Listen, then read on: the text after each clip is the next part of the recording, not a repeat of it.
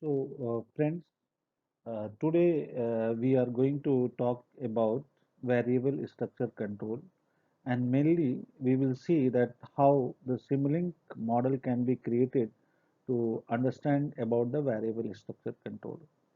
So, the theory of variable structure control system was developed mainly in Soviet Union, and the main contribution was made in this theory by Professor Utkin and Professor Emiliano, and that was the time of 1960 and 70 when the variable structure control was developed and people started recognize this control method for solving many complex problems.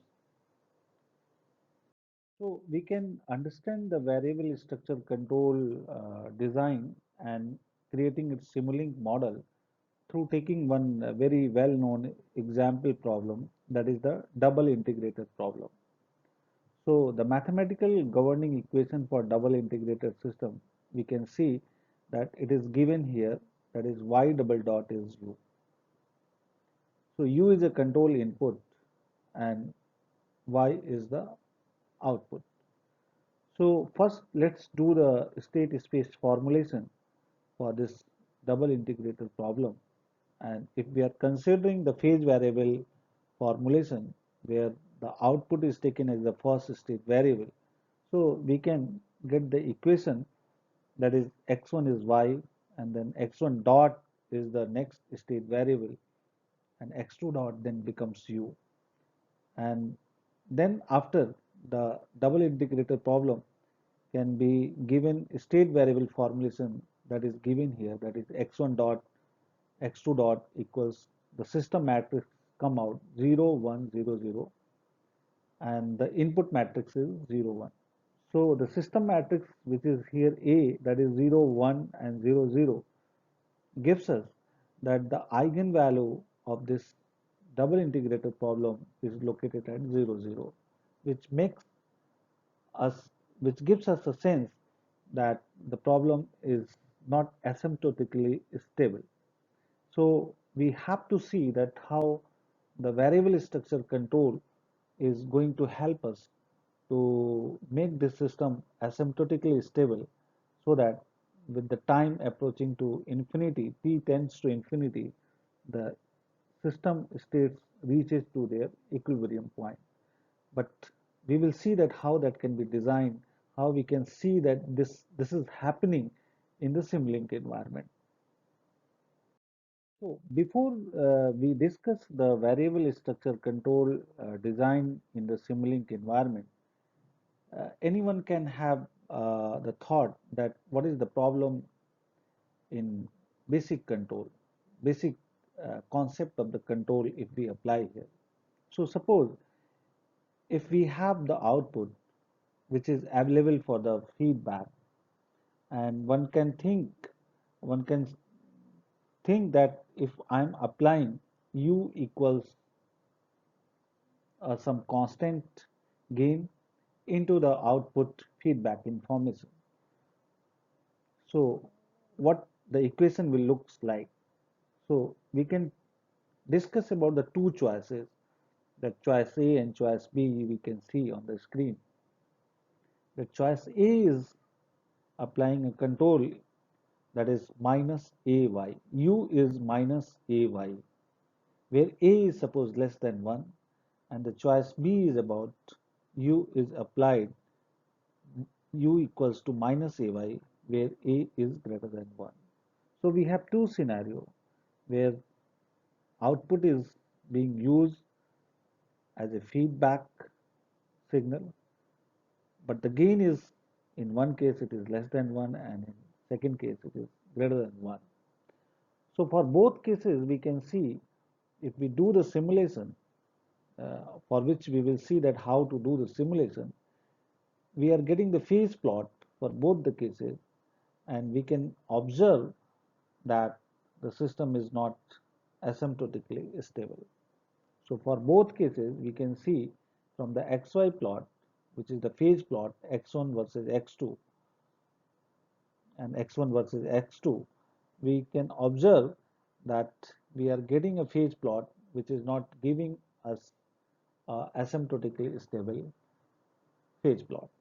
So that means that if we are going with the conventional thought of controlling, that using the output information and taking it in the feedback path with the one gain, gain value may be less than 1 or greater than 1, we are not able to control the system. We are not able to making the system controllable. And we will see in the Simulink that how the x1 and x2 independently varying with the time, which is giving that they are not reaching to their equilibrium point. So here we can talk about the variable structure control. So seeing the previous performance of using the output in the feedback with the two different gains possibility, that gain A is greater than 1 or gain A is less than 1. So from the phase plot itself, we got some information, we got some clue that if we change the gain, if the gain is changing during the system, as the system variable changes, so then there is a possibility that we can make the system possible that the system variable converges to their equilibrium point. So system will changes varying its structure, that in some region its gain value is less than 1, in another region its gain value is greater than 1. Because if we analyze the previous phase plotted plots, the two phase plots for the two different gain range, we can understand that changing the gain value in different region will make a will is going to help us to make the system variable converge to their equilibrium. So that's why the name arises here, that variable structure controlling. System structure varies in the region. So based on that thought, if we apply the two cases, that when y dot is greater than 0, then the gain A1 is greater than 1, and the feedback that we are putting is what? Minus A1y. But when y dot is less than 0, the system varies its structure and the feedback control becomes minus A2y, and here A2 is less than 1. So you see that here we have a varying structure. The overall closed loop structure is varying. In one case, it is minus a1y where a1 is greater than 1, and in second case where y dot is less than 0, the feedback is minus a2y where a2 is less than 1. And if we apply this control for the double integrated problem, we can observe that the phase plot is coming like this, which can be seen on the screen. That now the phase plot is making the system asymptotically stable. So we can see that from the previous two phase plotted plots where A1 and A2 was less than 1 and greater than 1, but they were not changing its structure. But when we can make a possibility that system structure may change, may vary, then we are getting a asymptotically stable system.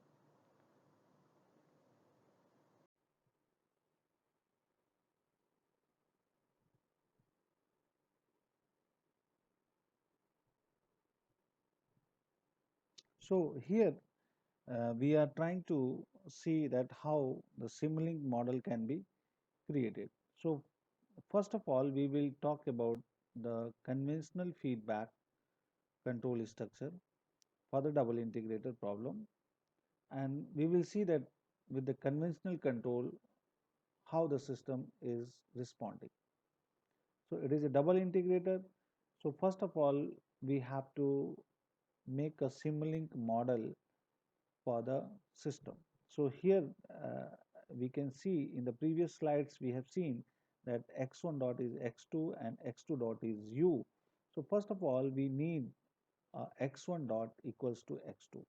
So in doing the phase variable formulation we have considered first variable as a output and x1 dot is x2. So we need to pass the x1 dot through an integrator so that we can get the x1, and x1 dot is x2 and x2 dot is u. So we have to place an integrator before the x2 to get the x2 dot. So two integrator blocks are required, and that we can get in the Simulink continuous block group. So in the continuous block group we can get the integrators. Now this x2 dot is u, and the u is what? U is the gain multiplied by the output. So we see here that output is available here. So we will use this output, and that this output will be multiplied by a gain, and that will work as a controlling input. Now in order to see the output responses and the phase plot, we need the scopes and the XY plot. So scope, if we want to see the output and output derivative on a different scope, we can get the scope from the sync, and this scope 1 is for the x1 plot and this scope 2 is for the x2 plot, and this x1 and x2 will be given to the xy plot so that we can see the phase plot. In order to get these all blocks, we can use the Simulink library browser, and the integrator will be available in the continuous block set, whereas the gain will be available in the math operation, this gain. And in order to get the scope and the xy plot, we can use the sync block set. So in the sync block set we can get the scope and the xy plot, and these should be added into the Simulink environment in the file in which we are working, and we should connected them as it is shown here. Now here we can focus that gain is fixed a value which is greater than 1. That is, here gain value is 8.6 suppose, which is greater than 1. Now if we simulate it, let's see that what we are getting the output. What is the phase plot, what is the x1 and what is the x2. So here we can see that xy plot is coming out, the plot that we have seen in the previous slide discussion. This is the phase plot which we are getting from the this xy plot. If we see that what scope x1 is showing, that is the output,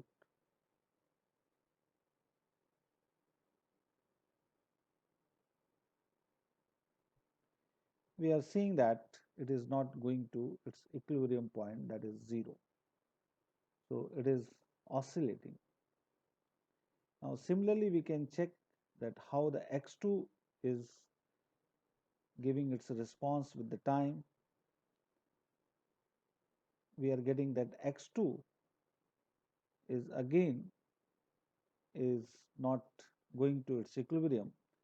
It means that the gain greater than 1, that means the fixed structure control with gain greater than 1 is not going to help us, and the system variable is not going to their equilibrium point. Now let's do a change here in the gain value, and if I'm doing a change and the gain is made a value which is less than 1. So let me do here a change, and this change, let me apply and see that how now the system is behaving with this control.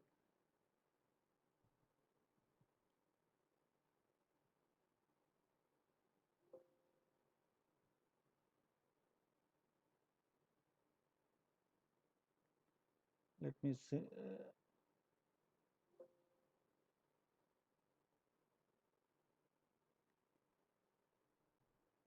let me again,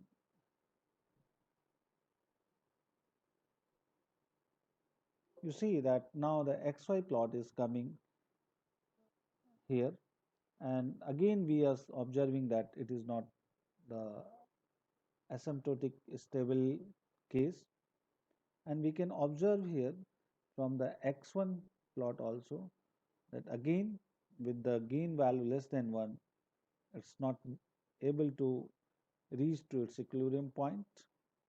Similarly for x2 also we can see that it is not able to reach to its equilibrium point. So with the fixed structure gain, the system variables are not reaching to, not giving a stable response. Now here there is one more point that you can set the initial condition for these two state variable x1 and x2. So in the integrator, if you double click, you can set the initial condition. Here for the first state variable x1, the initial condition is set as 0.1,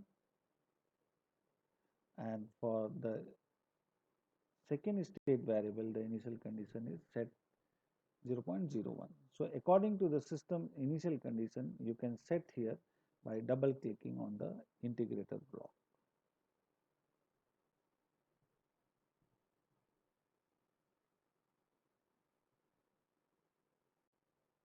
Now let's see that how we can make a Simulink model for the variable structure control. So as we have seen in the previous discussion, that in the variable structure control, the structure of the control varies according to the some condition that we have predefined. And in this double integrator problem, the condition that we have defined for varying the structure is the value of y dot. If y dot is greater than 0, then the condition is different, and if the y dot is less than 0, the condition is different. So in order to make the Simulink diagram, Simulink model, the one extra component that is required here is the switching element. Here you can see that switch element. This is the switch block that you can get from the Simulink library from the routing. How the signal should be routed, that we can get it from the signal routing block. And in the signal routing block, there is a switch, because we have to switch the structure of the control for different region, the different control will work. So this switching block is important here, that we need to add in our model in which we are making the Simulink model. So this is the switching block in addition to the what we have seen for the fixed structure control, this switching component that is required. So here we can see that switching block is added. Now the rest of the thing is almost same. We need a two scopes, one XY plot for monitoring the phase plot, two integrators, and there is another block that is required, that is multiplier block, because we have to monitor, continuously monitor the y dot. So y is available from this point, and y dot is available from this point. So these two information should be given to the multiplier block. So multiplier again can be we can see from the math operation there is a multiplier block that we can see here. In the gain, in the divide, this block will work as a both as a multiplier as well as the divider. So just we have to change its operation, that whether we want to make it as a multiplier or it is a division of two signals. So that is here. Here we can see that this star symbol is for the multiplication and this is for the division. If I make a change here and make a star multiplier sign, if I put here, then the both signal will be multiplied. So that is the thing that we can do, that we can select from this math operation. Now, once we have these two block added, new block compared to the fixed structure, we can make a model of the variable structure control. So here we can see that we have switching block where the threshold is 0, because you see that y dot is greater than 0 or y dot is less than 0. So threshold value is, you see, the 0, right? So based on that we can set here the switching. So if y dot is greater than 0, the gain that will be working is 8.6. But when the y dot is less than 0, when this condition fails, the gain will be working as a 0.6. So it's the value of y dot which will be continuously monitored here. And what is the value of y dot? Based on that, the structure of the control will switch according, and that's why that is done by this switching block. So y dot is greater than 0, then the control is what? Minus 8.6 into y. But if the y dot is less than 0, then the control is what? Minus 0.6 into y. So here this is the variable structure control Simulink model. Now let's do the simulation for here the time duration 100 second, and if we run this, let's see that what happens. Now this is the phase plot, and we can see that the asymptotically stable case we are getting. The phase plot shows that the system now becomes the asymptotically stable.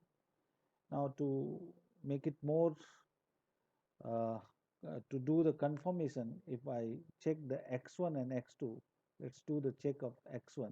You see that it's starting from its initial condition 0.1 and it's taking some transition, showing some undershoot and overshoot, and then finally it is going to 0 in time around 10 seconds. So it's reaching to its equilibrium point, whereas we have seen in the previous fixed structure case we were getting oscillating response. So that is the difference here, that with the variable structure control, the system trajectory reaches to its equilibrium point. Now, if we check this x2 response, again we see that starting from its initial condition 0.01, it's taking some transition, and after the transient phase over, the x2 again reaches to 0, which is its equilibrium point.